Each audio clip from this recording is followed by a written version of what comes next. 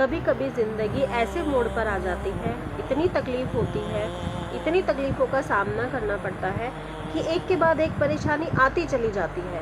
ہم پریشان ہو جاتے ہیں، کنفیوز ہو جاتے ہیں کہ اب ہم کیا کریں۔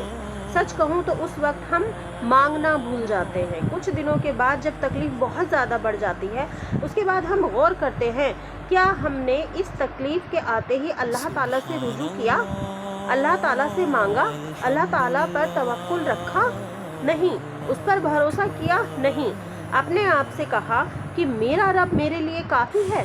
اپنے آپ کو بتایا کہ سب سے پہلے مجھے اللہ تعالیٰ سے مانگنا چاہیے تھا۔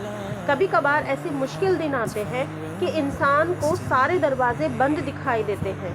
آپ کو لگتا ہے کہ دنیا میں کوئی بھی ایسا نہیں ہے جو آپ کی پریشانی کو حل کر سکے۔ ایسے وقت آپ کا خیال جاتا ہے کہ میرا اللہ تعالیٰ میرے لیے کافی ہے۔ میں اللہ تعالیٰ سے کیوں نہیں کہتی؟ میں اللہ سے کیوں نہیں مانگ سکتی؟ میں اللہ سے سوال کیوں نہیں کر رہی؟ میں نے سب سے پہلے اللہ تعالیٰ سے کیوں نہیں مانگا؟ صرف انسان اپنے آپ کو اتنا زیادہ پریشان کر دیتا ہے، لیکن اللہ کی طرف اس کا دھیان ہی نہیں جاتا۔ آپ کو کوئی بھی پریشانی، کوئی بھی دقت ہو، ہمیں سب سے پہلے اللہ تعالیٰ سے مانگنا چاہیے۔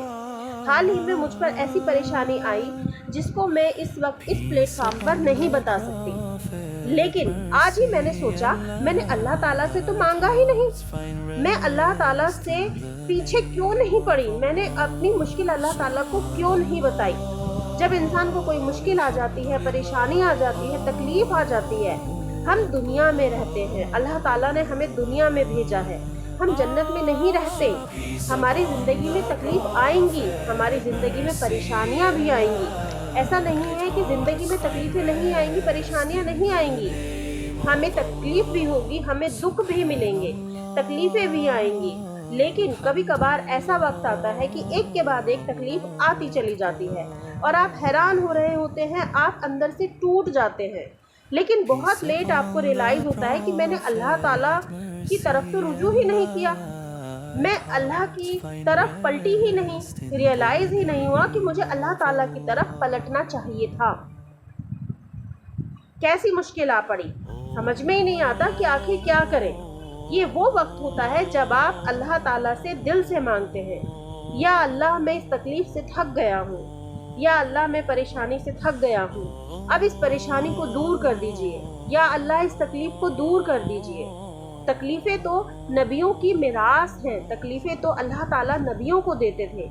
جس قدر آپ کو زندگی میں تکلیفیں مل رہی ہیں، اس قدر آپ کے درجات بلند ہوتے چلے جاتے ہیں، اتنا آپ کا مرتبہ اللہ تعالیٰ کی نظر میں بڑھتا چلا جاتا ہے۔ پیارے نبی کریم صلی اللہ علیہ وآلہ وسلم نے فرمایا، اگر انسان اس طرح اللہ تعالیٰ پر توکل رکھے جیسے کہ پرندے رکھتے ہیں، تو پرندوں کی ہی طرح اللہ تعالیٰ ان کو رزق عطا کرے گا۔ سبحان اللہ۔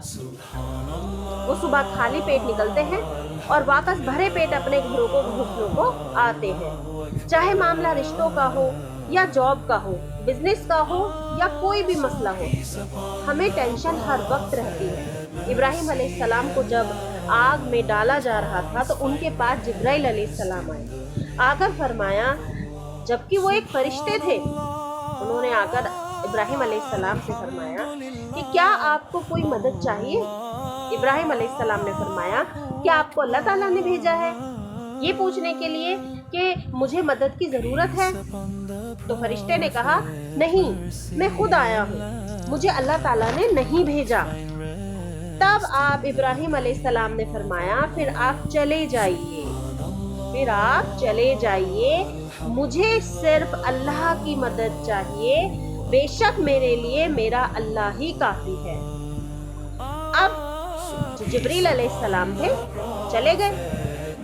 پھر کیا ہوا؟ اب یہ بات ابراہیم علیہ السلام کو آگ میں پھینک دیا گیا۔ اب یہ بات بتاتے ہوئے بہت عام سی محسوس ہوتی ہے، لیکن خود کو آپ اس جگہ امیجن کریں جب ابراہیم علیہ السلام کو آگ میں ڈالا جا رہا تھا، تو کیا کیفیت رہی ہوگی ان کی۔